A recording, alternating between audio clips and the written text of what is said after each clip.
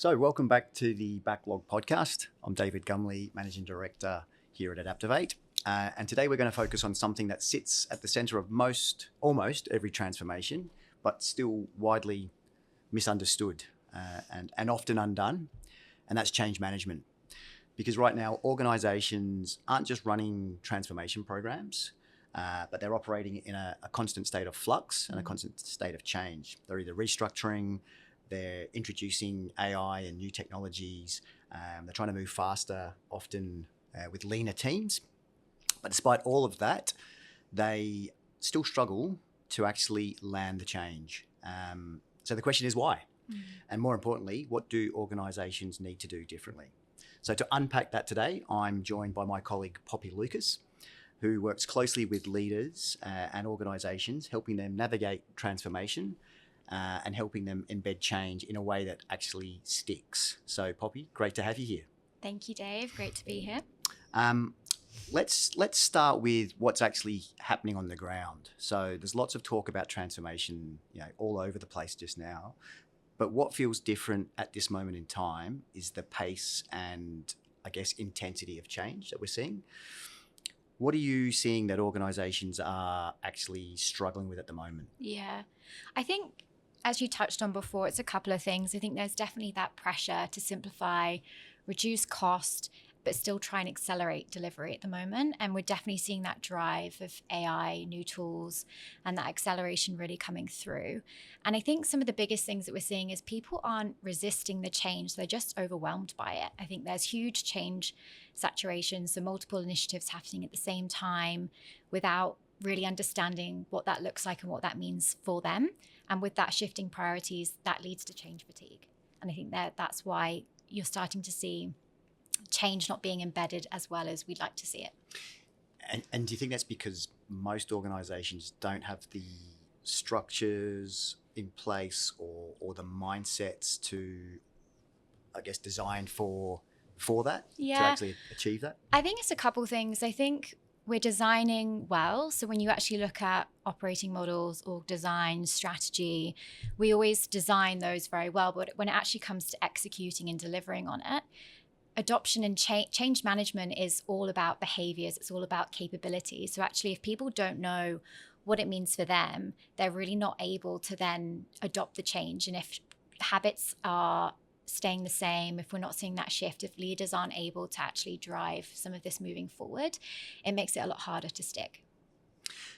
You and I were getting a coffee the other day, and you mentioned a stat that you'd heard from somewhere that I was kind of blown away with. Can you tell me a bit more about that? Yeah, so it's a stat from Philippa Lally at UCL, and it takes around 66 days for a new behavior to become habitual.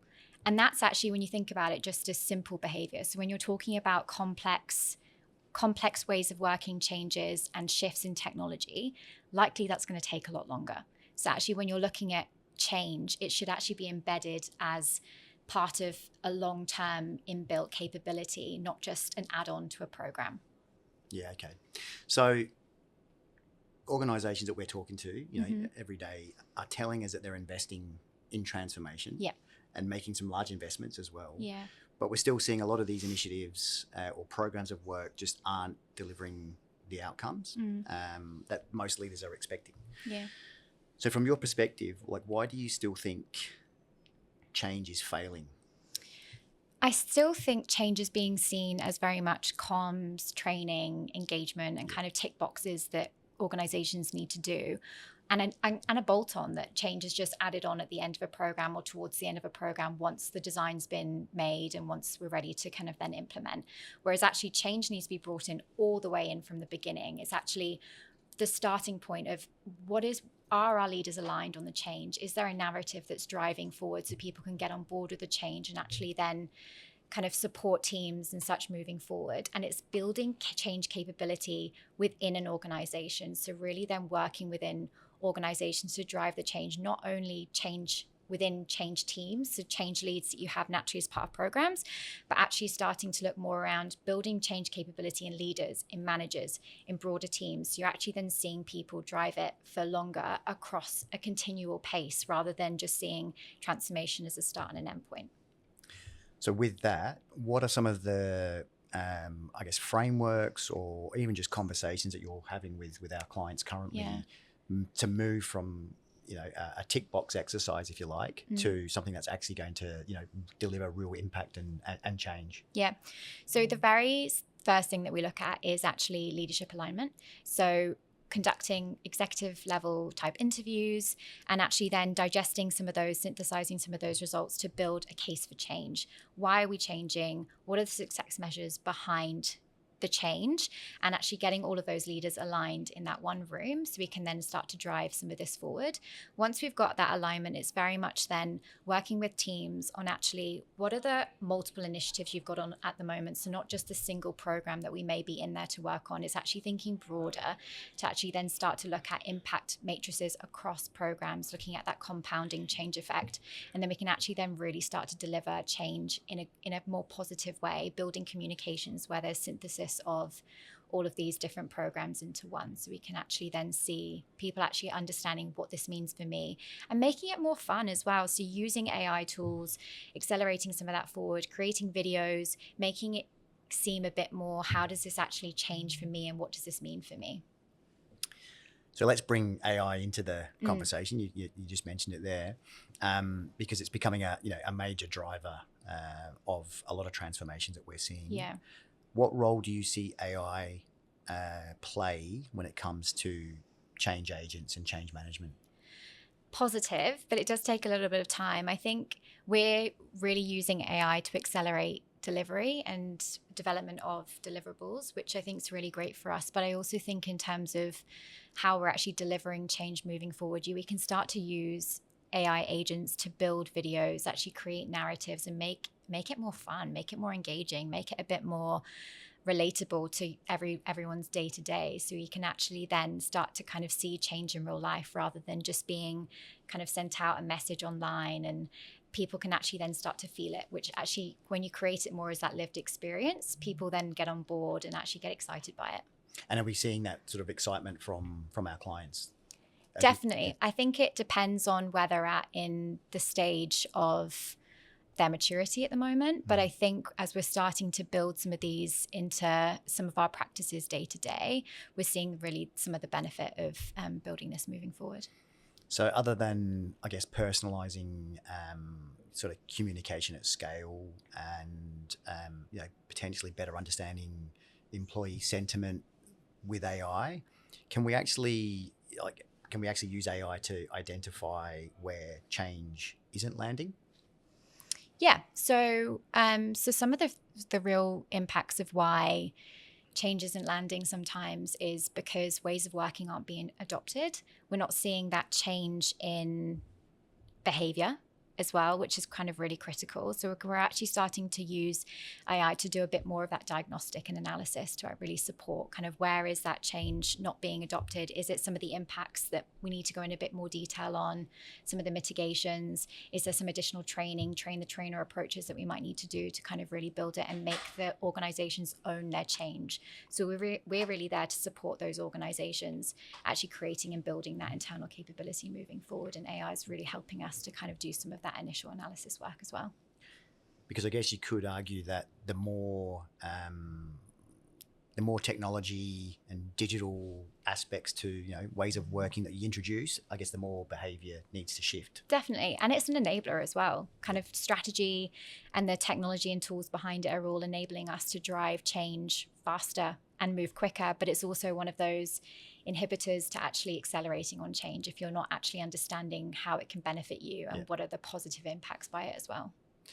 When you're talking to clients currently, what are they asking for more of when it comes to change typically? I think it's a difficult one. I think there's a couple of things. They're definitely wanting more support in understanding what it actually means for the impacted stakeholders, and actually who are the impacted stakeholders. I think sometimes you go into programs and they've already got a stakeholder analysis list. They already know and have identified who those impacted stakeholders are. And when you go into a bit more depth and detail, and when you start to look end to end at some of these programs and the impacting processes, you're actually uncovering a lot more stakeholders that need to be either informed or brought in on the change. So I think that causes a little bit of complexity, and that's kind of where we're also supporting organizations. But I think a lot of it is there are so many multiple initiatives happening at the same time, all impacting the same stakeholders. So it's actually going in to support organizations and actually bringing that view around what is the narrative that we're wanting to drive forward, and actually then supporting that and actually pulling that into a lot of our communications engagement tools moving forward to help them. So if we were to sort of bring all that together, sort of end to end, sort of change management program, like what does good change management look like today for you? It is all around for me. It's behavior and capability change. Change management is behavior and capability, really. So I think for organizations to really land change management well, it's really the focal point of building change management capability within the organization, seeing it as an organizational muscle, because change is continuous. Transformation isn't just that start and end that we used to see. It's a continual drive, and we will continue to see this moving forward, especially with the pace of new technology growth, AI. And I think it's actually we're here to help organizations kind of initially get in, do that diagnostic, understanding what they need, and starting to coach and build that capability internally so they can then manage it moving forward. And I think that's the core differentiator for how organizations can actually then conduct change well. Are there any sectors that you're seeing doing change better than others? That's a difficult one. I think not necessarily. I think we're working with a large rail operator at the moment, and it's complex because they've got multiple different external customers, operators, shareholders. So I think when you've got organizations that actually have not just the internal stakeholders that they need to focus on, but actually all those external considerations as well, that's where complexity drives harder change to manage essentially as well. So I think it just depends on those organizations that have just that slightly more complex stakeholder landscape. So if we summarize and start to sort of wrap this up, what I'm hearing from you is that change it's no longer something that organizations treat as secondary to transformation. Yeah. It is actually the transformation itself. Change Correct. is the transformation. Yeah. And as things like AI, accelerate the pace of change, organizations that succeed will be the ones that build the capability to really continuously adapt. And not just periodically transform. Yeah. So you mentioned you're an avid fan of podcasts. Yes. And listen to podcasts regularly. What are you currently listening to at the moment? Yeah, so there's actually a couple. So I'm listening to Zoe. So Zoe is a relatively new organization actually that focuses in on running large scale studies on the gut microbiome.